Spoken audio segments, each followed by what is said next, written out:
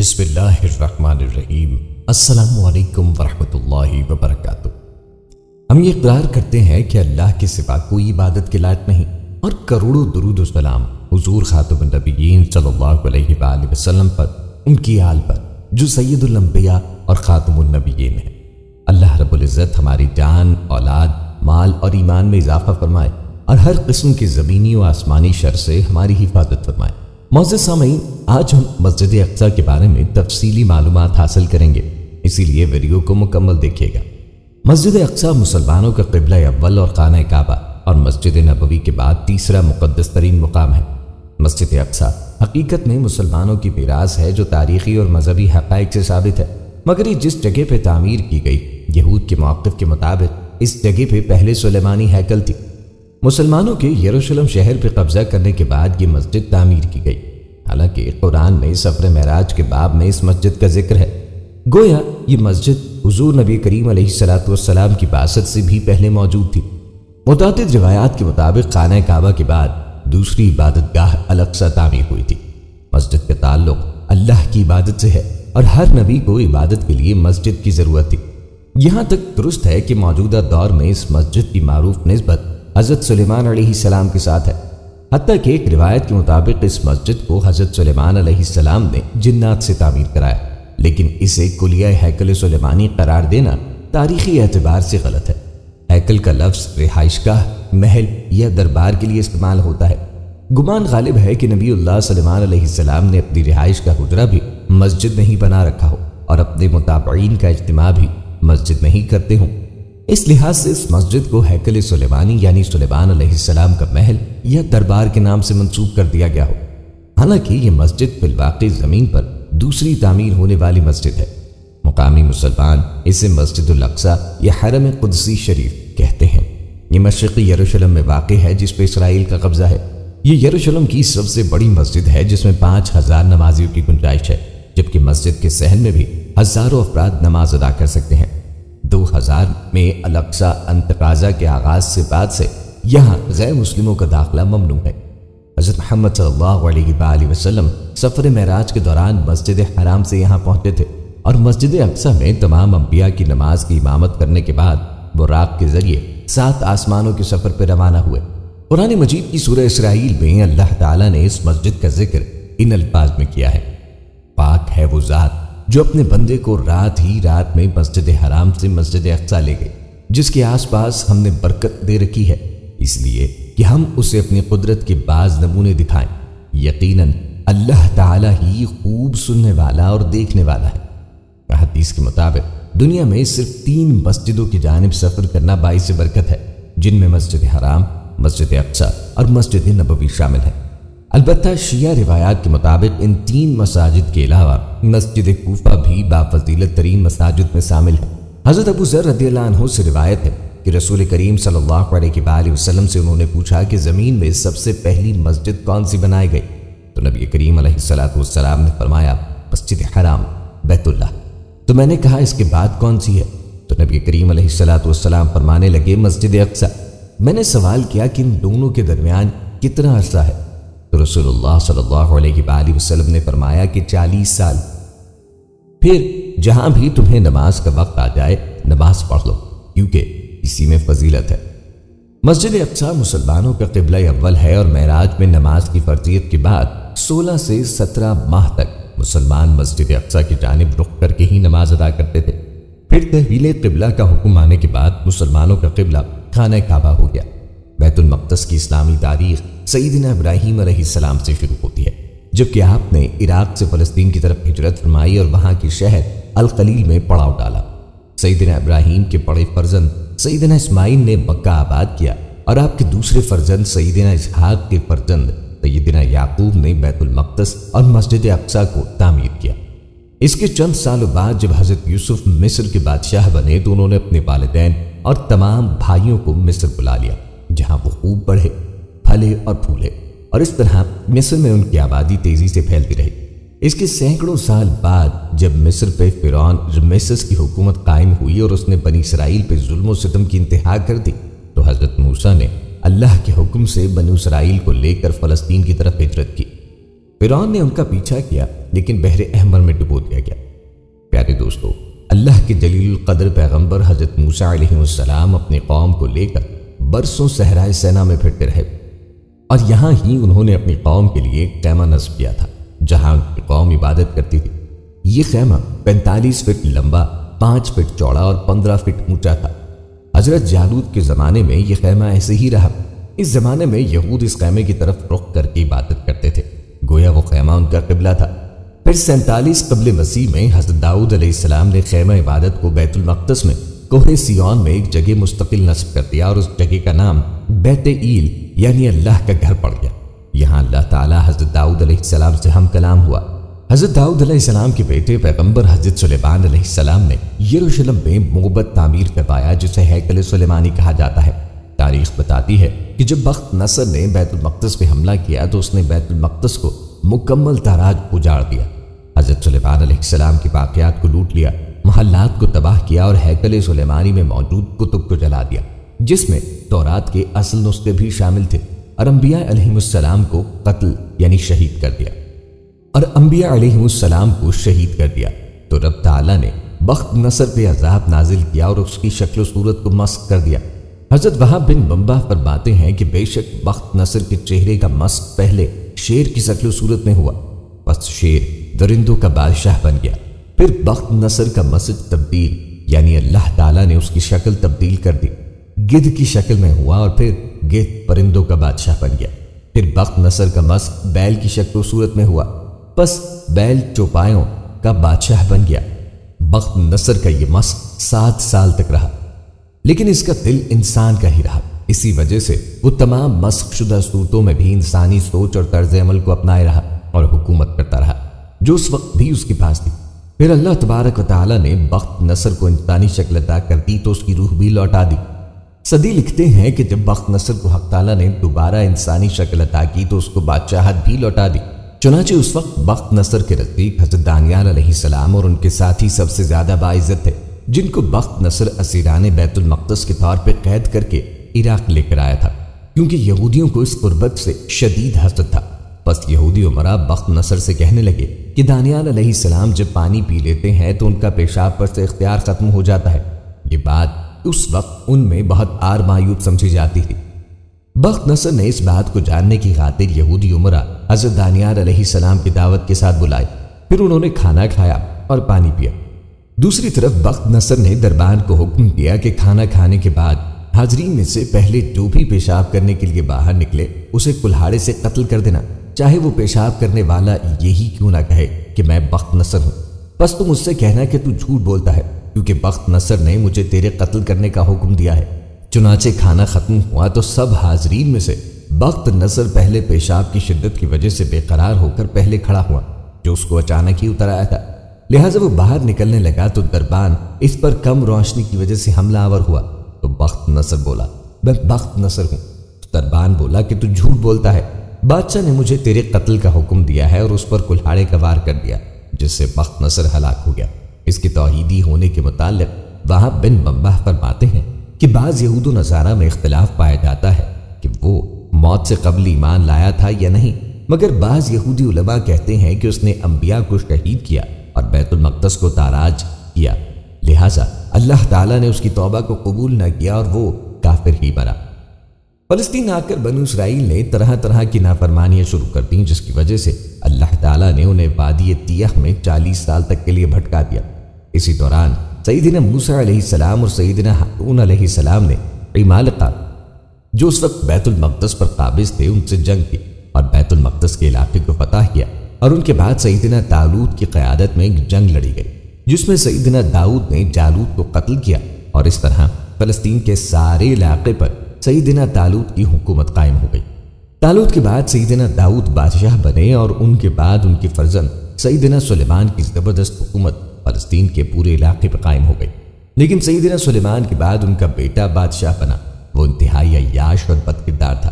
اس نے اپنے قوم میں بے حیائی اور بت پرستی عام کر دی، اور یہ بھی سابقہ اقوام کی اخلاقی اور اعتقادی بیماری میں مبتلا ہو گئے، جس کی وجہ سے اللہ نے بابل کے بادشاہ بخت نصر کو ان پہ مسلط کر دیا، جس نے 578 قبل مسیح ایک زوردار حملہ کر کے سلطنت یہودیہ کے تمام چھوٹے بڑے شہروں کی اینٹ سے اینٹ بجا دی، یروشلم اور ہیکل سلیمانی کو پیوند خاک کر دیا، ہزاروں لوگوں کو تہتیغ کر دیا، اور جو بچے اور عورتیں بچ گئی انہیں اپنے ساتھ عراق لے گیا۔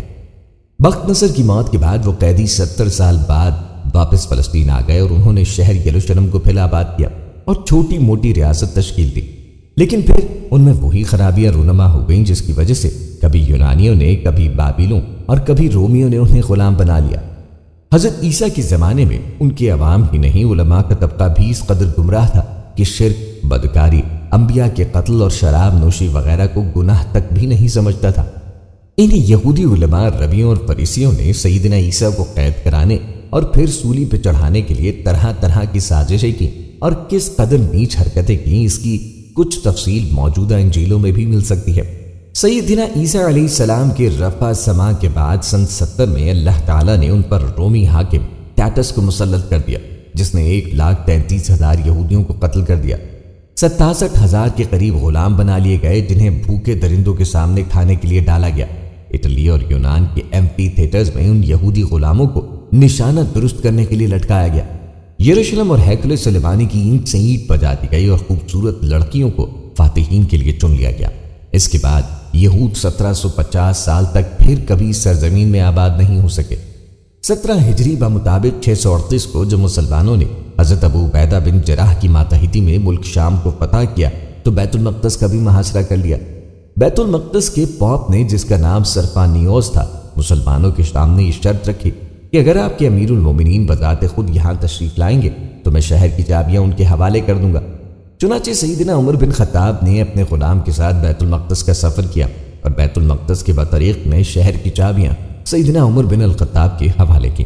آپ نے وہاں پر اپنا مشہور عہد لکھوایا جسے میثاق عمر کہا جاتا ہے، جس میں آپ نے ایلیا یعنی بیت المقدس کے تمام عیسائیوں کی جان و مال اور عزت و آبرو اور گرجا و کلیسا کی حفاظت کی گارنٹی عطا فرمائی اور انہیں دینی و مذہبی آزادی کے ساتھ زندگی گزارنے کا فرمان جاری کیا۔ اس فتح بیت المقدس میں 3,000 سے زائد صحابہ کرام شریک تھے۔ حضرت عمر نے مسجد الاقصیٰ کے قریب ایک مسجد بنانے کا حکم دیا جسے آج بھی مسجد عمر کہا جاتا ہے، اور مؤذن رسول سیدنا بلال حبشی نے اذان دی اور مسلمانوں نے نماز ادا کی۔ معزز سامعین، جب عمر فاروق کے دور میں مسلمانوں نے بیت المقدس فتح کیا تو حضرت عمر نے شہر سے روانگی کے وقت صخرہ اور براق باندھنے کی جگہ کے قریب مسجد تعمیر کرنے کا حکم دیا، جہاں انہوں نے اپنے ہمراہیوں سمیت نماز ادا کی تھی۔ مسجد اقصیٰ سے بالکل قریب ہونے کی وجہ سے یہی مسجد بعد میں مسجد اقصیٰ کہلائی، کیونکہ قرآن مجید کی سورہ بنی اسرائیل کے آغاز میں اس مقام کو مسجد اقصیٰ کہا گیا ہے۔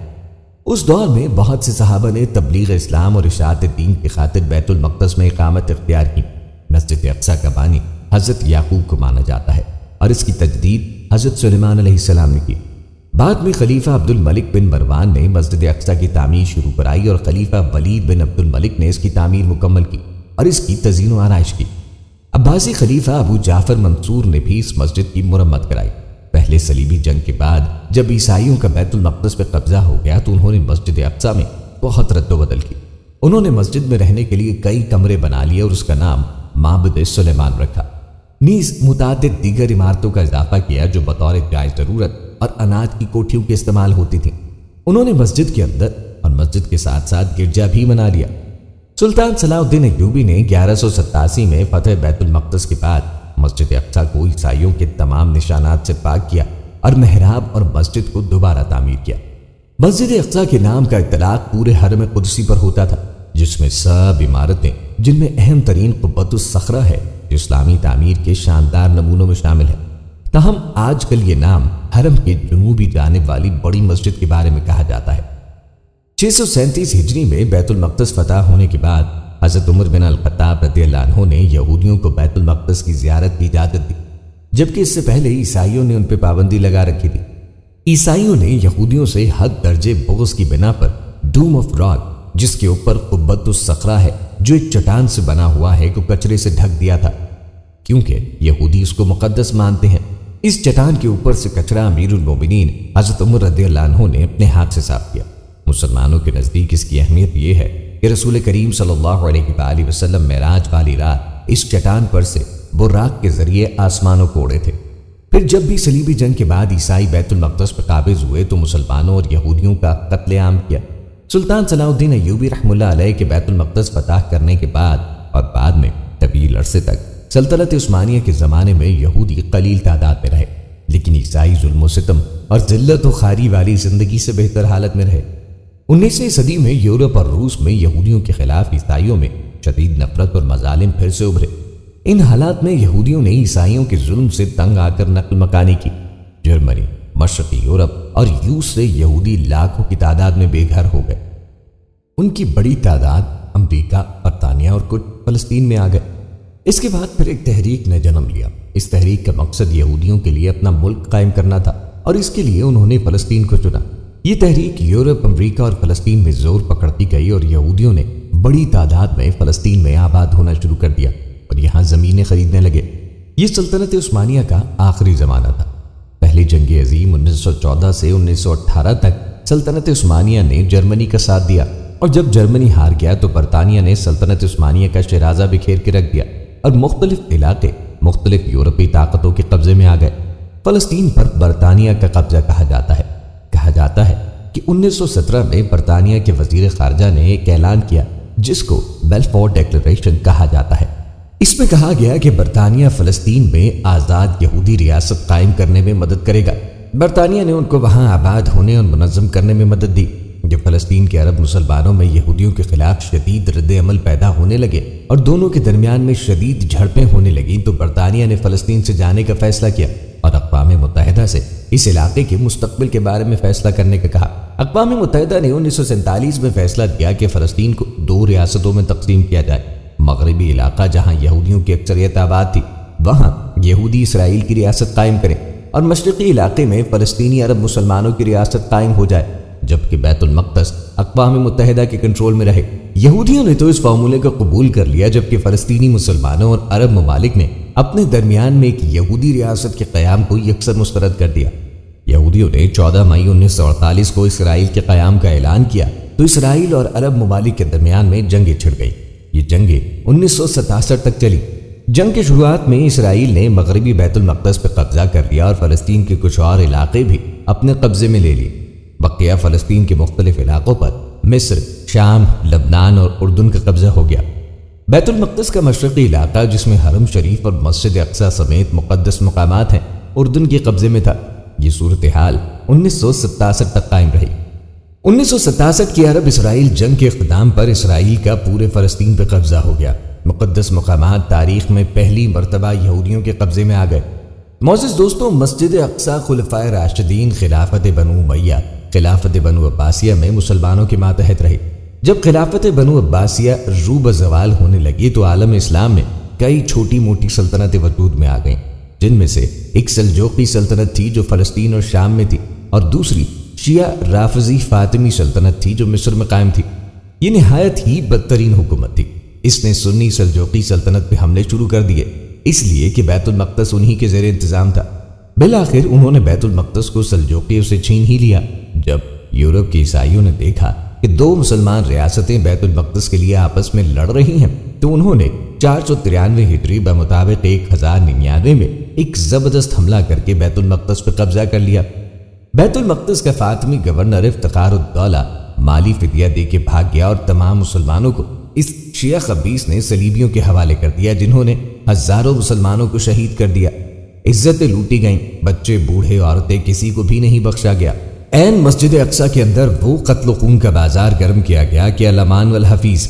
اس کے بعد مسجد اقصی کو گرجا گھر میں تبدیل کر دیا گیا اور قبۃ الصخرہ پہ صلیب نصب کر دی گئی، اور مسجد اقصی کے برآمدے کو گھوڑوں کا استبل بنا دیا گیا، اور پھر 90 سال تک کے لیے مسجد اقصی صلیبیوں کے ناپاک ہاتھوں میں چلی گئی اور عیسائی فلسطین کے ایک اچھے خاصے رقبے پہ قابض ہو گئے۔ معزز دوستو، یاد رہے کہ اللہ تعالیٰ نے اسی دور میں سلطان نور الدین زنگی کو سرزمین شام میں صلیبیوں کے مقابلے کے لیے کھڑا کیا۔ مسجد اقصی فتح کرنے کے بعد صلیبیوں کے حوصلے اتنے بلند ہو گئے کہ انہوں نے مکہ مکرمہ اور مدینہ منورہ کی فتح کے خواب دیکھنے شروع کر دیے، بلکہ انہوں نے اپنا ایک لشکر جرار سمندری راستے سے رابغ روانہ کر دیا تاکہ وہاں سے یہ لشکر مکہ مکرمہ اور مدینہ منورہ دونوں پہ حملہ آور ہو۔ لیکن اللہ تعالیٰ جزائے خیر عطا فرمائے، سلطان نور الدین زنگی کو انہوں نے انتہائی برق رفتاری کے ساتھ اپنی فوجوں کو خشکی کے راستے رابغ روانہ کر دیا۔ رابغ کے ساحل پر اسلامی افواج صلیبیوں کے لیے موت بن کے تیار کھڑی تھی۔ نور الدین زنگی کی افواج نے نہ صرف صلیبیوں کا مردانہ وار مقابلہ کیا بلکہ ان کو اس طرح ختم کیا کہ ان کا کوئی فوجی پلٹ کر پھر فلسطین نہیں جا سکا۔ اس سے صلیبیوں کے حوصلے اس طرح پست ہوئے کہ وہ مکہ اور مدینہ کے خواب بھول گئے۔ اسی دوران سلطان زنگی کی وفات ہو گئی تو اللہ تعالیٰ نے ان کی جگہ غازی ملت سلطان صلاح الدین ایوبی کو بیت المقدس کی آزادی کے لیے کھڑا کر دیا، جنہوں نے بے شمار معرکوں میں یورپی صلیبیوں کو شرمناک شکستیں دی، لیکن ان کی سب سے بدترین شکست حطین کے معرکے میں ہوئی، جس میں 30,000 سے زائد عیسائی مارے گئے اور 30,000 سے زائد گرفتار ہوئے، جن میں اکثر یورپی ریاستوں کے شہزادے تھے۔ یہ معرکہ 25 ربیع الثانی 583 عیسوی و مطابق 4 جولائی 1187 عیسوی کو پیش آیا۔ اس معرکے کے صرف 3 ماہ بعد 27 رجب 583 کو سلطان صلاح الدین ایوبی نے بیت المقدس کو دوبارہ فتح کر کے مسجد اقصی کو نصرانیوں کی غلاظت سے پاک کیا اور اس پہ لگی ہوئی صلیب توڑی اور اس کی میناروں سے پھر سے اللہ اکبر کی صدا گونجنے لگی۔ جب تک بیت المقدس صلیبیوں کے چنگل میں تھا، سلطان صلاح الدین ایوبی مرغ بسمل کی طرح تڑپتے رہے۔ ان کے چہرے پہ حزن و ملال کے آثار نمایاں رہتے تھے۔ کسی نے ان سے اس کا سبب پوچھا تو اس اللہ کے شیر نے جواب دیا، مجھے کیوں کر خوشی اور کیسے کھانا اچھا لگے اور کیسے آرام سے سونے کی لذت آئے جبکہ بیت المقدس صلیبیوں کے قبضے میں ہے۔ سلطان صلاح الدین ایوبی نے صلیبیوں کے ساتھ مصر کی رافضی فاطمی حکومت کو بھی ختم کیا، جس نے بیت المقدس کو صلیبیوں کے ہاتھوں میں گروی رکھ دیا تھا۔ دوستوں، عہد ایوبی کے بعد پھر مملکوں کا دور آیا۔ اس دور میں بھی مسجد اقصی مسلمانوں کے ہاتھوں میں محفوظ رہی۔ پھر ترکی کے عثمانی خلفاء بیت المقدس اور حرمین شریفین کے وارث بنے۔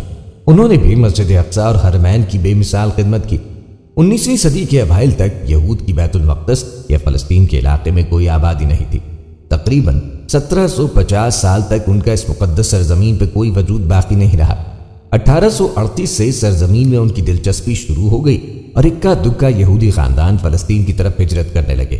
اسی دوران 1897 میں عالمی صہیونی تحریک وجود میں آئی، جس کا بنیادی نصب العین سرزمین فلسطین پہ قبضہ کرنا ہے اور ہیکل سلیمانی کو دوبارہ تعمیر کرنا اور اس علاقے میں ایک یہودی ریاست قائم کرنا تھا۔ دنیا کے بڑے بڑے یہودی سرمایہ داروں نے اس تحریک کے لیے اپنے اپنے خزانوں کے دہانے کھول دیے اور دنیا کے یہودیوں کو اس بات کی ترغیب دی کہ وہ فلسطین کی طرف ہجرت کریں اور وہاں فلسطینیوں کی زمینوں کو اونچے داموں میں خریدیں۔ لیکن یہ کام خلافت عثمانیہ کی اجازت کے بغیر بڑے پیمانے پہ نہیں ہو سکتا تھا۔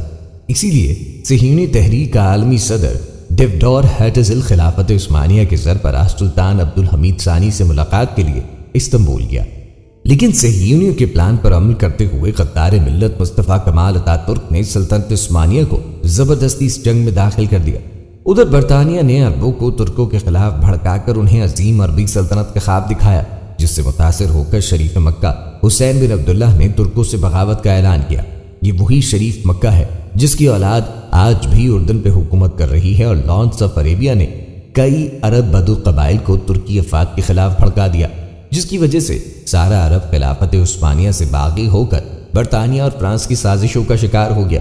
اسی دوران صہیونیوں کی عالمی تنظیم کے صدر وائزمن نے انگریزوں کو یہ پیشکش کی کہ اگر وہ جنگ جیت کر فلسطین کی سرزمین پر یہودیوں کا وطن قائم کر دے تو اس جنگ میں یہودیوں کے سارے خزانے ان کے قدموں تلے قربان کر دیے جائیں گے۔ چنانچہ برطانیہ کے وزیر خارجہ جیمز بلفور نے 2 نومبر 1917 کو یہودیوں سے یہ وعدہ لیا کہ وہ ان کے لیے فلسطین کہا جاتا ہے۔ اس اعلان بلفور ڈیکلیریشن میں ایک ہوم لینڈ قائم کریں گے۔ تاریخ میں اس معاہدے کو بہت اہمیت دی جانے لگی۔ اس کے ساتھ ہی ساتھ ساری دنیا کے یہودیوں نے فلسطین کی طرف ہجرت کرنا شروع کر دی اور ان کی آبادی میں بے تحاشا اضافہ ہونے لگا۔ وہ مسجد جو نماز کی جگہ ہے وہ قبۃ الصخرہ نہیں، لیکن آج کل قبہ کی تصاویر پھیلنے کی بنا پر اکثر مسلمان اسے ہی مسجد اقصی خیال کرتے ہیں، حالانکہ فی الواقع ایسی کوئی بات نہیں۔ مسجد تو بڑے صحن کے جنوبی حصے میں اور قبہ صحن کے وسط میں ایک اور اونچی جگہ پہ واقع ہے۔ زمانہ قدیم میں مسجد کا اطلاق پورے صحن پہ ہوتا تھا اور اس کی تائید امام ابن تیمیہ کے اس بیان سے بھی ہوتی ہے۔ مسجد اقصی اس ساری مسجد کا نام ہے جسے سلیمان علیہ السلام نے تعمیر کیا تھا، اور بعض لوگ اس مصلی یعنی نماز پڑھنے کی جگہ کو جسے عمر بن خطاب رضی اللہ تعالیٰ عنہ نے اس کی اگلی جانب تعمیر کیا تھا اقصی کا نام دینے لگے ہیں۔ اس جگہ جسے میں عمر بن خطاب رضی اللہ تعالیٰ عنہ نے تعمیر کیا تھا، نماز پڑھنا باقی ساری مسجد میں نماز پڑھنے سے افضل ہے۔ مسجد اقصی عربی زبان میں دور ترین مسجد کے معنی میں فلسطین کے شہر بیت المقدس میں موجود ہے۔ اس مسجد کی طرف ایک اشارہ کیا جاتا ہے جو شہر کے جنوب مشرق میں مسجد الصخرہ سے 500 میٹر کے فاصلے پہ واقع ہے۔ مسجد الاقصی کا نام رکھنے کے بارے میں کہا گیا ہے کہ اس دور میں مکہ اور مسجد الحرام جو پیغمبر کریم صلی اللہ علیہ وآلہ وسلم اور مسلمانوں کا ملجا اور مسکن سمجھا جاتا تھا، اس سے مسافت میں دوری کو مورد توجہ قرار دیا گیا ہے۔ بعض محققین کے مطابق قرآن میں مذکور مسجد الاقصی سے مراد وہ وسیع علاقہ مراد ہے جس میں مسجد الصخرہ حضرت صلی اللہ علیہ وآلہ وسلم کی معراج پہ جانے کی جگہ اور اس کے دیگر حصے اور رواق بھی شامل ہیں۔ اسی لیے بعض شیعہ مفسروں نے سورہ اسراء کی پہلی آیت میں مذکور مسجد الاقصی سے بیت المقدس مراد دیا ہے، جسے حضرت داؤد اور حضرت سلیمان نے تعمیر کیا تھا۔ بعض روایات میں بھی مسجد الاقصی کو بیت المقدس کے نام سے ذکر کیا گیا ہے۔ موجودہ چھت والی جو عمارت عبد الملک بن مروان کے دور میں بنی ہے وہ آج کل مسجد الاقصی کے نام سے جانی جاتی ہے، اور اس عمارت میں مسجد الصخرہ، مسجد عمر، دیوار براق شامل ہے۔ مسجد الاقصی مسلمان، یہودیوں اور مسیحیوں کے ہاں قابل احترام ہے۔ یہودیوں کا عقیدہ ہے کہ معبد سلیمان کا باقی ماندہ حصہ مسجد الاقصی کے نیچے واقع ہے۔ مسلمانوں کا کہنا ہے کہ پیغمبر کریم صلی اللہ علیہ وآلہ وسلم یہیں سے معراج پہ تشریف لے گئے تھے۔ 2 ہجری کو مسلمانوں کا قبلہ بدلنے سے پہلے مسلمانوں کا قبلہ اول بھی یہی تھا، اسی لیے قاجار اور پہلوی دور میں بعض حاجی حج کے بعد بیت المقدس کے مذہبی مقامات خاص کر مسجد الاقصی کی زیارت بھی کرتے تھے۔ اسلامی احادیث میں مسجد حرام، مسجد النبی اور مسجد کوفہ کے ساتھ مسجد الاقصی 4 بافضیلت مساجد میں شمار ہوتی ہے۔ بعض احادیث میں مسجد کوفہ کا ذکر نہیں، اور مسجد الاقصی، مسجد الحرام اور مسجد نبوی کے ساتھ سب سے بافضیلت 3 مساجد میں سے ایک ہے۔ ان تینوں مساجد میں ایک نماز پڑھنا دوسری مساجد میں ہزاروں نمازوں کے برابر ہے۔ شرعی طور پر اہمیت و فضیلت کے اعتبار سے مسجد حرام اور مسجد نبوی کے بعد مسجد اقصی کا مقام و مرتبہ ہے۔ قرآن و حدیث میں مختلف جگہوں پر اس مبارک مسجد کا ذکر آیا ہے۔ اس مسجد کے ارد گرد کی جگہوں کو برکت والی جگہ کہا گیا ہے۔ انہی وجوہات کے پیش نظر دنیا بھر کے مسلمان مسجد اقصی اور قدس کو بڑی عقیدت و محبت سے دیکھتے ہیں۔ رسول کریم صلی اللہ علیہ وآلہ وسلم کو معراج کے موقع سے مسجد حرام سے جس جگہ لے جایا گیا وہ یہی مسجد اقصی ہے۔ آپ صلی اللہ علیہ وآلہ وسلم نے اس مسجد میں سارے انبیاء علیہم السلام کی امامت کی۔ آپ صلی اللہ تعالی علیہ وآلہ وسلم اسی مسجد سے سفر معراج پر روانہ ہوئے۔ مسجد حرام سے مسجد اقصی کے آپ صلی اللہ علیہ وآلہ وسلم کے اس مبارک سفر کو قرآن کریم نے یوں بیان کیا ہے: پاک ہے وہ ذات جو اپنے بندے کو راتوں رات مسجد حرام سے مسجد اقصی تک لے گئی، جس کے ماحول پہ ہم نے برکتیں نازل کی ہیں تاکہ ہم انہیں اپنی کچھ نشانیاں دکھائیں۔ بے شک وہ ہر بات سننے والی اور ہر چیز دیکھنے والی ذات ہے۔ مسجد اقصی کو مسلمانوں کا قبلہ اول ہونے کا شرف حاصل ہے۔ اس کا مطلب یہ ہے کہ جب نبی کریم صلی اللہ علیہ وآلہ وسلم مکہ مکرمہ سے ہجرت کر کے مدینہ منورہ تشریف لائے تو آپ صلی اللہ علیہ وآلہ وسلم اور صحابہ کرام رضوان اللہ علیہم اجمعین پہلے مسجد اقصی کی جانب ہی رخ کر کے تقریباً 17 ماہ تک نمازیں ادا کرتے رہے۔ صحابی رسول حضرت براء بن عازب فرماتے ہیں کہ رسول کریم صلی اللہ علیہ وآلہ وسلم نے 16 یا 17 ماہ تک بیت المقدس کی طرف رخ کر کے نماز ادا کی، جبکہ آپ یہ چاہتے تھے کہ آپ کا قبلہ بیت اللہ کعبہ شریف کی طرف ہو۔ مسجد اقصی وہ مسجد ہے جس کی بنیاد روئے زمین پر مسجد حرام کے تقریباً 40 سال بعد رکھی گئی۔ ایک حدیث شریف میں مسجد اقصی سے حج یا عمرے کا احرام باندھ کر حج یا عمرہ ادا کرنے والے کو اگلے اور پچھلے گناہوں کی معافی کی بشارت دی گئی ہے۔ نبی کریم صلی اللہ علیہ وآلہ وسلم کی زوجہ حضرت ام سلمہ رضی اللہ عنہا سے روایت ہے کہ انہوں نے رسول کریم صلی اللہ علیہ وآلہ وسلم کو فرماتے ہوئے سنا: جس نے مسجد اقصی سے مسجد حرام کے لیے حج یا عمرے کا احرام باندھا اس کے اگلے اور پچھلے گناہ معاف کر دیے جائیں گے یا جنت اس کے لیے واجب ہو جائے گی۔ مسجد اقصی ان 3 مساجد میں سے ایک ہے جن میں عبادت کرنے اور نماز پڑھنے کی نیت سے سفر کرنا باعث ثواب ہے۔ امام بخاری رحمہ اللہ علیہ نے اپنی صحیح میں اس حدیث کو مختلف ابواب کے ذیل میں ذکر کیا ہے۔ حضرت ابو ہریرہ رضی اللہ عنہ فرماتے ہیں کہ نبی کریم صلی اللہ علیہ وآلہ وسلم نے ارشاد فرمایا: عبادت کی نیت سے صرف 3 مسجدوں کے لیے ہی سفر کیا جائے، اور وہ ہیں مسجد حرام، رسول کریم صلی اللہ علیہ وآلہ وسلم کی مسجد، مسجد نبوی اور مسجد اقصی۔ ایک حدیث شریف میں مسجد اقصی میں ایک پڑھی جانے والی نماز کا ثواب 50,000 نمازوں کے ثواب کے برابر بتایا گیا ہے۔ حضرت انس بن مالک رضی اللہ عنہ فرماتے ہیں کہ رسول کریم صلی اللہ علیہ وآلہ وسلم نے ارشاد فرمایا: ایک آدمی کی ایک نماز اپنے گھر میں ایک نماز کے برابر ہے، اس کی نماز محلے کی مسجد میں 25 نمازوں کے برابر، اس کی نماز جامع مسجد میں 500 نمازوں کے برابر، اس کی نماز مسجد اقصی میں 50,000 نمازوں کے برابر ہے۔ اسی طرح اس کی نماز میری مسجد مسجد نبوی میں 50,000 نمازوں کے برابر ہے، اور اسی شخص کی ایک نماز مسجد حرام میں 1,00,000 نمازوں کے برابر ہے۔ مسجد اقصی کی یہ بھی خصوصیت ہے کہ اسی مسجد سے رسول کریم صلی اللہ علیہ وآلہ وسلم کا سفر معراج ہوا۔ اسی سفر معراج میں آپ کو نماز کا تحفہ دیا گیا۔ یہ واقعہ بخاری شریف میں ایک لمبی حدیث میں آیا ہے۔ نماز والے حصے کا حاصل یہ ہے کہ اولاً اللہ تعالیٰ نے اس سفر میں آپ صلی اللہ علیہ وآلہ وسلم کو 50 نمازوں کا تحفہ دیا۔ پھر حضرت موسیٰ علیہ السلام کے کہنے پر کہ آپ صلی اللہ تعالیٰ علیہ وآلہ وسلم کی امت ان 50 نمازوں کی ادائیگی نہیں کر پائے گی، آپ نے اللہ تعالیٰ سے نماز کی تعداد میں کمی کی درخواست کی۔ پھر اللہ تبارک و تعالیٰ نے اس نماز کو کم کرتے کرتے 5 نمازیں امت محمدیہ کے لیے باقی رکھیں۔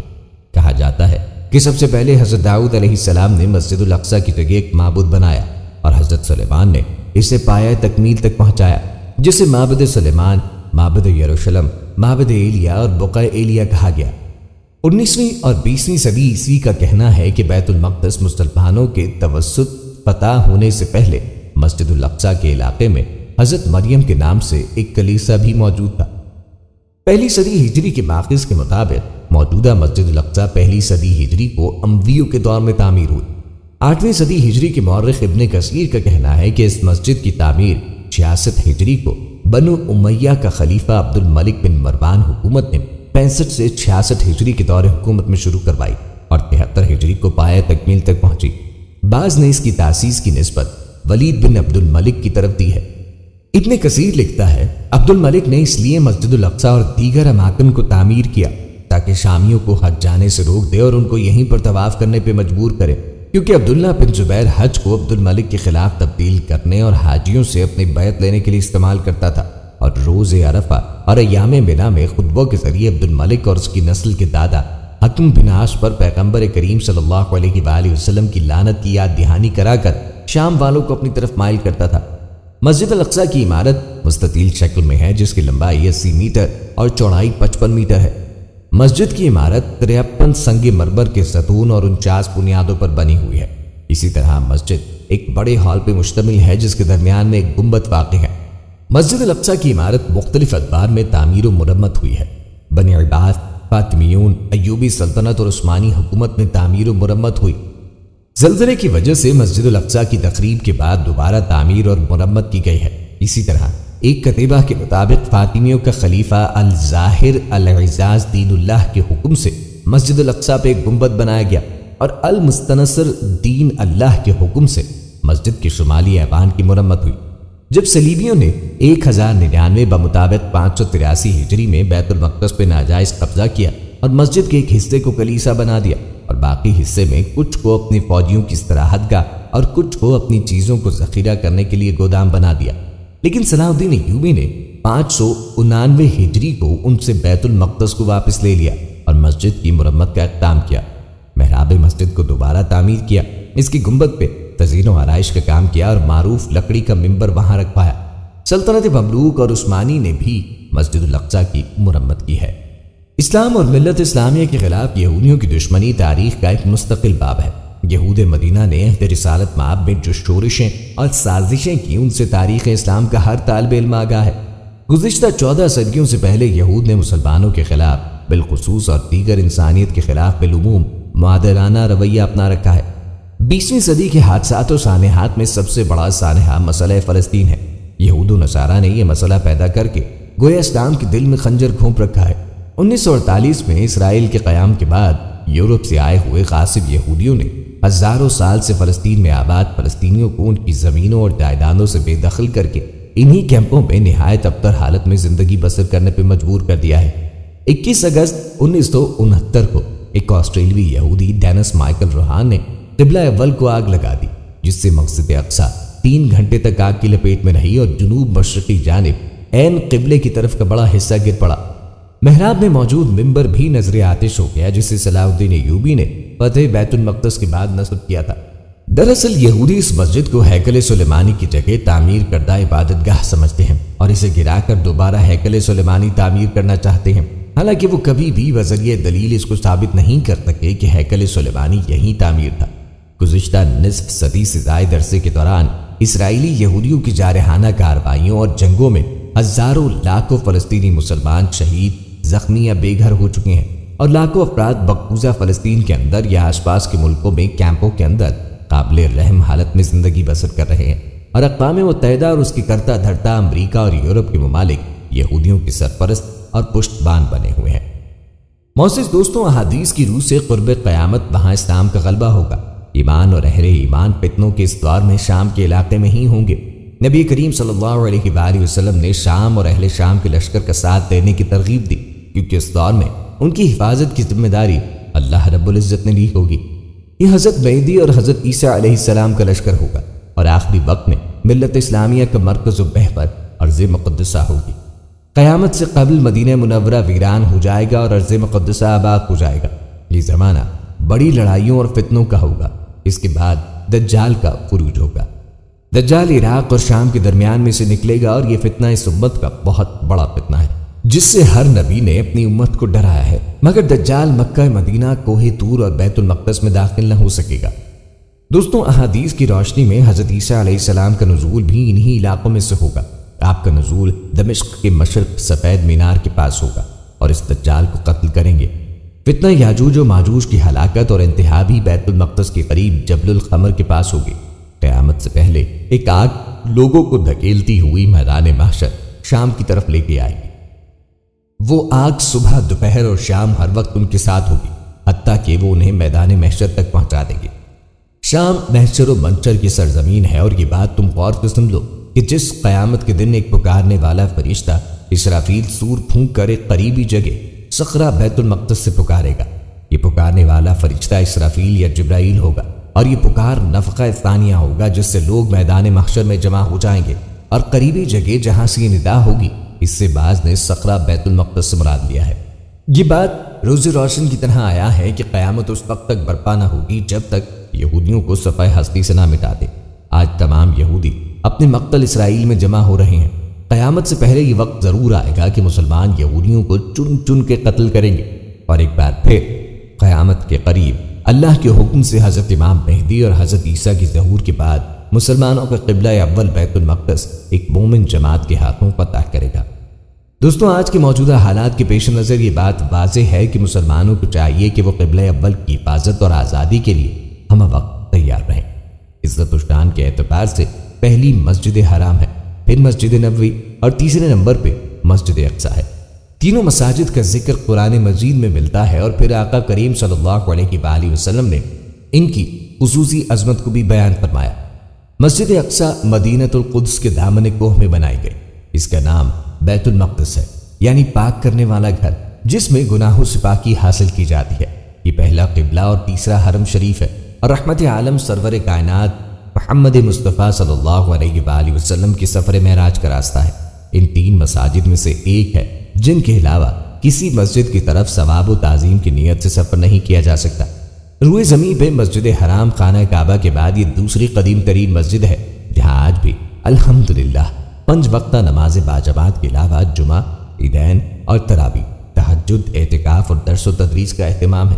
یہ مسجد نبوی کے بعد تیسرا مقدس ترین مقام ہے۔ فلسطین کی پاک سرزمین انبیاء کرام کا مسکن رہا ہے، اسی وجہ سے اسے سرزمین انبیاء بھی کہا جاتا ہے۔ اس کے چپے چپے پر انبیاء کرام علیہ السلام کے نشانات موجود ہیں۔ گزشتہ قوموں کے آثار یہاں جا بجا بکھرے ہوئے ہیں۔ اس ارض مقدس کا مشہور اور قدیم شہر بیت المقدس ہے، جس سے القدس اور یروشلم بھی کہا جاتا ہے۔ یہ شہر 2 حصوں میں منقسم ہے، ایک پرانا اور دوسرا نیا۔ پرانے شہر کے چاروں طرف اونچی دیواروں کا احاطہ ہے، اور اسی شہر میں تمام مقدس مقامات پائے جاتے ہیں۔ مسجد اقصی کے اطراف 1600 میٹر لمبی پتھر کی دیوار ہے۔ اس کے اندر 9 دروازے ہیں۔ اسے مغربی دیوار بھی کہا جاتا ہے۔ قدیمی شہر یروشلم میں واقع یہودیوں کی اہم مذہبی یادگار ہے۔ یہودیوں کے بقول 70 کی تباہی سے ہیکل سلیمانی کی ایک دیوار کا کچھ حصہ بچا ہوا ہے، جہاں 2000 سال سے یہودی زائرین آ کے رویا کرتے تھے، اسی لیے اسے دیوار گریا کہا جاتا ہے، جبکہ مسلمان اس کو دیوار براق کہتے ہیں۔ یہودی مذہب کے مطابق یہ دیوار مقدس معبد کے باقیات میں سے ہے اور اسی لیے یہودیت کے مقدس مقامات میں سے ایک ہے۔ یہ یہودیوں کے لیے زیارت گاہ ہے۔ اس کے قریب بھی یہودیوں کا مقدس ترین کنیسہ ہے جس کو بنیادی پتھر کہا جاتا ہے۔ زیادہ تر یہودی ربیوں کے مطابق اس مقدس پتھر کے اوپر کوئی یہودی پیر نہیں رکھ سکتا اور جو ایسا کرتا ہے عذاب میں مبتلا ہو جاتا ہے۔ بہت سے یہودیوں کے مطابق وہ تاریخی چٹان جس پر قبۃ الصخرہ واقع ہے مقدس بنیادی پتھر ہے، جبکہ کچھ یہودیوں کے عقیدے کے مطابق یہ مقدس بنیادی پتھر دیوار گریہ کے بالکل مخالف سمت میں واقع الکاس آبشار کے نزدیک ہے۔ یہ مقدس ترین مقام تھا جب مقدس معبد قائم تھا۔ یہودی روایات کے مطابق دیوار گریہ کی تعمیر داؤد نے کی تھی اور موجودہ دیوار گریہ اسی دیوار کی بنیادوں پر قائم کی گئی تھی جس کی تاریخ ہیکل سلیمانی سے جا ملتی ہے۔ پیارے دوستوں، اللہ کے جلیل القدر پیغمبر حضرت موسیٰ علیہ السلام اپنی قوم کو لے کر برسوں صحرائے سینا میں پھرتے رہے اور یہاں ہی انہوں نے اپنی قوم کے لیے خیمہ نصب کیا تھا جہاں ان کی قوم عبادت کرتی تھی۔ تاریخ بتاتی ہے پیارے دوستوں، مسجد اقصیٰ کی فضیلت تعمیر و تاریخ قرآن و سنت کی روشنی میں حسب ذیل ہے۔ قرآن پاک میں 4 مقامات پہ سرزمین شام کو بابرکت زمین کہا گیا۔ نزول قرآن کے وقت ملک شام موجودہ شام سے بہت وسیع تھا، موجودہ فلسطین بھی اس کا حصہ تھا۔ مسجد اقصیٰ شام کی اسی بابرکت سرزمین میں واقع ہے۔ ارشاد باری تعالیٰ ہے، ہم نے اس قوم کو جس کو کمزور بنایا گیا تھا اس سرزمین کے مشرق و مغرب کا وارث بنایا، جس سرزمین میں ہم نے برکت رکھ دی ہے۔ اس آیہ مبارکہ میں حضرت سلیمان کے دور میں موجود بنی اسرائیل کی اس عظیم سلطنت کی طرف ارشاد ہے جو کہ اس زمانے کے شام اور اس کے گرد و نواح پر مشتمل تھی۔ اسی طرح ارشاد باری تعالیٰ ہے، ہم نے ان کو یعنی حضرت ابراہیم علیہ السلام اور حضرت لوط علیہ السلام کو نجات دی ایک ایسی سرزمین کی طرف کہ جس میں ہم نے تمام جہاں والوں کے لیے برکت رکھ دی ہے۔ اس آیہ مبارکہ کے الفاظ العالمین سے واضح ہوتا ہے کہ سرزمین فلسطین و شام کی برکات کسی خاص جماعت، قوم یا مذہب کے ماننے والوں کے لیے نہیں ہے، جیسا کہ یہود کا یہ خیال ہے کہ اس سرزمین کی برکات ان کے لیے مخصوص ہیں، بلکہ اس سرزمین کی برکت تمام اقوام، مذاہب اور جماعتوں کے لیے ہے۔ اسی طرح ارشاد باری تعالیٰ ہے، حضرت سلیمان کے لیے ہم نے تیز و تند ہوا کو مسخر کر دیا تھا جو ان کے حکم سے اس سرزمین کی طرف چلتی تھیں کہ جس میں ہم نے برکت رکھ دی ہے۔ اسی طرح ارشاد باری تعالیٰ ہے، ہم نے ان یعنی قوم سبا کے درمیان اور ان بستیوں کے درمیان کے دن میں ہم نے برکت رکھ دی ہے، کچھ نمایاں بستیاں بنائی تھیں۔ اس آیہ مبارکہ کے الفاظ القرآن سے بھی یہ معلوم ہوتا ہے کہ برکت صرف فلسطین کی بستی میں نہیں رکھی گئی بلکہ ان تمام بستیوں میں رکھی گئی ہے جو سرزمین شام میں واقع ہے۔ معزز سامعین، جہاں تک بات ہے مسجد اقصیٰ کی، وہ تو فضیلت کے اعتبار سے بہت اہمیت کی حامل ہے۔ اس کے ساتھ یہ بھی آپ کو بتاتے چلیں کہ مسجد اقصیٰ کے ارد گرد کی زمین بھی بہت فضیلت رکھتی ہے۔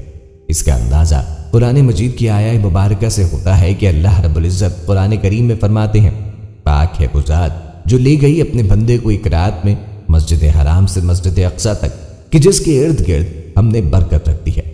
اس آیت سے معلوم ہوتا ہے کہ مسجد اقصیٰ کے ساتھ ساتھ اس کے ارد گرد سرزمین یعنی فلسطین و شام کا علاقہ بھی بابرکت ہے۔ پیارے دوستوں، مسجد اقصیٰ ارض مقدسہ میں سے ہے۔ اس کے بارے میں حضرت موسیٰ علیہ السلام کا قول قرآن مجید میں ہے، اے میری قوم کے لوگوں، داخل ہو جاؤ اس مقدس سرزمین میں کہ جس کو اللہ تعالیٰ نے تمہارے لیے لکھ دیا ہے۔ حضرت قتادہ رحمہ اللہ علیہ کے نزدیک ارض مقدسہ سے مراد شام ہے۔ دوستوں، مسجد اقصیٰ ان 4 جگہوں میں سے ہے جہاں دجال داخل نہ ہو سکے گا۔ وہ ہیں مکہ مکرمہ، مدینہ منورہ، مسجد اقصیٰ اور مسجد طور۔ حضرت جنادہ بن امیہ دوسی رضی اللہ عنہ بیان کرتے ہیں کہ میں اور میرا دوست ایک صحابی کے پاس گئے اور عرض کی، ہمیں ایسی حدیث سنائیے جو آپ رضی اللہ عنہ نے رسول کریم صلی اللہ علیہ وآلہ وسلم سے خود سنی ہو۔ انہوں نے کہا، رسول کریم صلی اللہ علیہ وآلہ وسلم ایک دن ہمارے درمیان کھڑے ہوئے اور فرمانے لگے، میں تمہیں دجال سے ڈراتا ہوں۔ 3 بار ایسا ہی فرمایا، میری امت کے لوگوں، وہ تم میں نکلے گا، وہ گھنگریالے باروں والا اور گندمی رنگ کا ہوگا، اس کی بائیں آنکھ مٹی ہوئی ہوگی یعنی نہیں ہوگی، اس کے پاس جنت و جہنم ہوگی، اس کے پاس پانی کی نہر اور روٹیوں کا پہاڑ ہوگا، اسے اتنی طاقت و قوت دی جائے گی کہ ایک جان کو قتل کر کے اسے زندہ بھی کر سکے گا۔ وہ آسمان سے بارش برسائے گا لیکن زمین سے کوئی چیز نہیں اگے گی، وہ زمین میں 40 دن ٹھہرے گا یہاں تک کہ ہر جگہ پہنچ جائے گا، وہ 4 مسجدوں کے قریب بھی نہیں آ سکے گا، مسجد حرام، مسجد نبوی، مسجد مقدس اور کوہ طور۔ دوستوں، مسجد اقصیٰ ان مساجد میں سے ہے کہ جس کو جلیل القدر انبیاء نے تعمیر کیا۔ طبرانی کی روایت کے الفاظ ہیں، حضرت داؤد نے بیت المقدس کی تعمیر کے لیے بنیادیں رکھیں۔ پھر اللہ تعالیٰ نے ان کی طرف وحی کی کہ میں مسجد اقصیٰ کی تعمیر حضرت سلیمان کے ہاتھوں مکمل کرواؤں گا۔ امیر المومنین علی ابن ابی طالب علیہ السلام فرماتے ہیں، دنیا میں 4 جنتی قصر پائے جاتے ہیں جن میں ایک بیت المقدس بھی ہے۔ روایات میں ہے تابوت سکینہ، تورات و انجیل کا اصلی نسخہ انبیاء کرام کی مقدسات امام مہدی کے ذریعے اپنی اصلی مقام سے بیت المقدس تک منتقل ہوں گے۔ ایک اور حدیث میں ہے کہ دریائے تبریہ سے مقدس صندوق اس امام مہدی کے ہاتھوں سے ظاہر ہوگا اور اسے امام مہدی کے سامنے بیت المقدس میں رکھا جائے گا۔ لیکن آج یہ امر مسلمانوں کے لیے باعث شرم ہے کہ ان کا قبلہ اول اور وہ زمین جو برکتوں کا خزانہ تھی مسلمانوں کے ہاتھوں سے چھن چکی ہے۔ برطانوی سامراج کے زیر سرپرستی جنگ عظیم اول کے بعد سلطنت عثمانیہ کو پارا پارا کر دینے سے شروع ہونے والی سازش دوسری جنگ عظیم کے بعد اس وقت پایہ تکمیل تک پہنچی جب 1948 میں مسلمانوں کے سینے میں خنجر کی طرح اسرائیل کو پیوست کر دیا گیا۔ منصوبہ بندی کے بغیر اور ہتھیاروں سے لیس ہوئے بغیر کی جانے والی جھڑپیں اور ہلکا پھلکا احتجاج سے صہیونیت کا بال بھی بیکا نہ کر سکے۔ مسلمانوں کے جرم ضعیفی اور عربوں کی نالائقی اور انا پرستی کی وجہ سے اسرائیل نے ان کو 1967 کی 6 روزہ عرب اسرائیل جنگ میں عبرتناک شکست سے دوچار کیا اور فلسطین کی آزادی کا مطالبہ تو ایک طرف لینے کے دینے پڑ گئے۔ اس جنگ میں اسرائیل نے غزہ کی پٹی، ویسٹ بینک، جزیرہ نما سینائی اور گولان کی پہاڑیوں پر قبضہ کیا۔ یروشلم کی حدود کو بڑھا دیا گیا اور مشرقی یروشلم بیت المقدس کا علاقہ بھی اسرائیل کے قبضے میں آ گیا۔ صورتحال یہاں تک آن پہنچی کہ 21 اگست 1969 کو ایک آسٹریلوی یہودی ڈینس مائیکل رہن نے قبلہ اول کو آگ لگا دی، جس سے مسجد اقصیٰ 3 گھنٹے تک آگ کی لپیٹ میں رہی اور جنوب مشرقی جانب عین قبلے کی طرف کا بڑا حصہ گر پڑا۔ محراب میں موجود ممبر بھی نظر آتش ہو گیا۔ اس المناک واقعے کے بعد خواب غفلت میں ڈوبی ہوئی امت مسلمہ کی آنکھ ایک لمحے کے لیے بیدار ہوئی اور سانے ہے کہ تقریباً 1 ماہ بعد 25 ستمبر 1969 کو مراکش کے شہر رباط میں OIC کا قیام عمل میں آ گیا۔ لیکن یہ ادارہ جو القدس کی آزادی اور امت مسلمہ کے اتحاد کی خاطر وجود میں آیا تھا، آج ایک دفتر میں سمٹ گیا ہے۔ القدس کی بازیابی کے لیے ایک القدس کمیٹی تو قائم ہے مگر عملاً مردہ ہے۔ عالم اسلام کے اتحاد کا جو منظر لاہور کی دوسری سربراہی کانفرنس میں نظر آیا اور القدس کی آزادی کی جو امید بندھی تھی، اسے استعماری قوتوں نے شاہ فیصل کے قتل اور بھٹو کی پھانسی کے ذریعے پارا پارا کر دیا اور آخری کیل مصر اور اسرائیل کے درمیان کیمپ ڈیوڈ معاہدے کے ذریعے ٹھوک دی گئی۔ صدام حسین کی کویت پر قبضے کے بعد جنم لینے والے نئے منظرنامے کے بعد فلسطین کا مسئلہ عالم اسلام کے لیے مسئلہ ہی نظر نہیں آتا اور اب رہی صحیح کسر ٹرمپ کی شے پہ بننے والے امریکی اسلامی عرب اتحاد نے نکال دی ہے۔ اغیار کی سازشوں کے نتیجے میں اسلام کے نام پر قائم ہونے والے اتحاد کے اہداف سے فلسطین کا مسئلہ مکمل محو کر دیا گیا۔ فلسطینیوں کی تحریک آزادی کا نتیجہ اس حد تک برآمد ہو گیا کہ مغربی کنارے اور غزہ کا محدود علاقہ آزاد تو ہوا، لیکن ایک محصور ریاست کی شکل اختیار کر گئے جنہیں جب چاہے اسرائیل رون ڈالتا ہے۔ غزہ ایک قید خانے کی حیثیت رکھتا ہے۔ آج بھی مسلمانوں کا قبلہ اول پکار پکار کر مسلمانوں کی غیرت کو جھنجھوڑ رہا ہے۔ قبضہ مشرق سے اگر کوئی نجات دل پائے تو قبلہ اول کا ایک مدت سے یہی ارمان ہے، لیکن افسوس کہ مسلم حکمرانوں کی ضمیر مردہ ہو چکی ہے۔ اقتدار کا دوام اور بادشاہتوں کی حفاظت ان کا پہلا و آخری ترجیح ہے۔ القدس کی آزادی کے لیے جو رسمی آواز پہلے اٹھا کرتی تھی، آج وہ بھی ختم ہو چکی ہے۔ اس وقت صہیونی اور استعماری سازشوں کے طفیل اور عرب کی حکمرانوں کی مفاد پرستی اور تنگ نظری کی وجہ سے جو حالات پیدا ہوئے ہیں، اس سے فلسطین کی آزادی اور القدس کی بازیابی ایک سوالیہ نشان بن گئی، کیونکہ بہت سے عرب ممالک نے اسرائیل کو تسلیم کر رکھا ہے۔ بعض ریاستوں کے خفیہ تعلقات ہیں۔ خود مسلم ریاستوں میں مقامات مقدسہ کا جو حشر کیا جا رہا ہے، اس سے اسرائیل پہ موجود عالمی برادری کا اخلاقی دباؤ بھی ختم ہو گیا ہے کہ کسی مسلک و مذہب کے مقدس آثار کی حرمت کی پابندی کی جائے۔ جب مسلمان خود اپنے مقامات مقدسہ کو پامال کریں گے، جنت المعلی اور جنت البقیع کی تاراجی سے شروع ہونے والا سلسلہ یہاں تک پہنچ گیا ہے۔ سرزمین حجاز پر صرف 5% اسلامی آثار باقی رہ گئے ہیں۔ پوری دنیا میں مساجد میں دھماکے معمول ہیں۔ نام نہاد جہادی تنظیموں نے عراق، شام، بحرین سے پاکستان اور افغانستان تک انبیاء اہل بیت و اطہار صحابہ کبار کے مزارات کی تباہی کا خوفناک سلسلہ شروع کر رکھا ہے۔ اس سے غیروں کو بھی شے مل رہی ہے۔ بابری مسجد گرا دی گئی، پر کسی ایک عرب ملک نے بھارت سے سفارتی تعلقات ختم نہ کیے۔ ایسے میں اسرائیل سے بیت المقدس کی آزادی اور بے حرمتی نہ کرنے کا کوئی مطالبہ بھی کرے تو اس کا کیا اثر ہوگا؟ آج امت مسلمہ کی یہ حالت ہے کہ ہر مسلم ملک دوسرے میں مداخلت کر رہا ہے۔ شام، عراق، یمن، لیبیا اس کی بدترین مثال ہے۔ جب تک مسلمان خود اپنے اعمال درست نہیں کریں گے، یہود و ہنود امریکہ، اسرائیل، برطانیہ کے خلاف ان کی آواز پر کوئی کان نہیں دھرے گا، نہ اس کا کوئی فائدہ ہوگا۔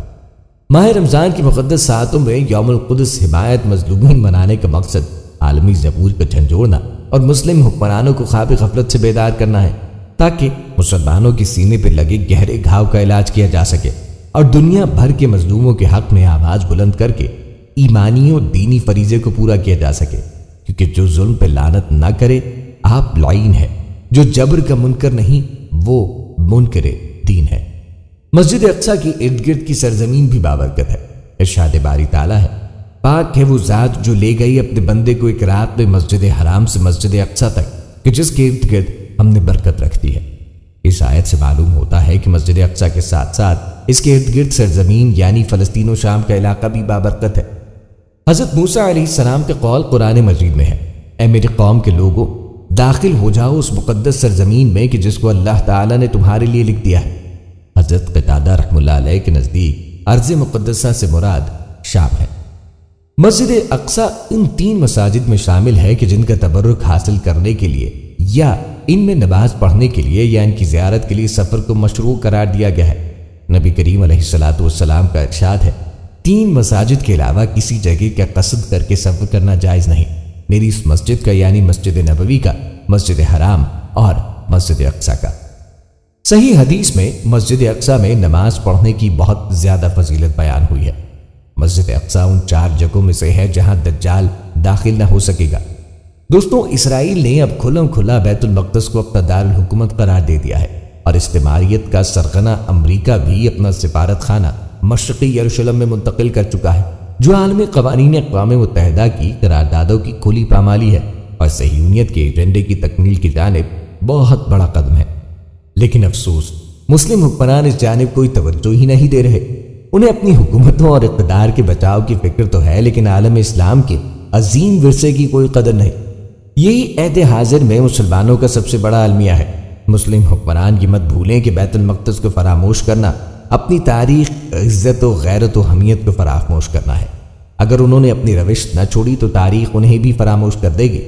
پورے عالم اسلام کو یہ بات ذہن نشین کرنا ہوگی کہ بیت المقدس کی بازیابی کے لیے اپنی آواز میں اثر پیدا کرنے کے لیے امت مسلمہ کو مسلم ممالک میں اسلامی آثار مقدسہ کی حرمت کو بحال کرنا ہوگا۔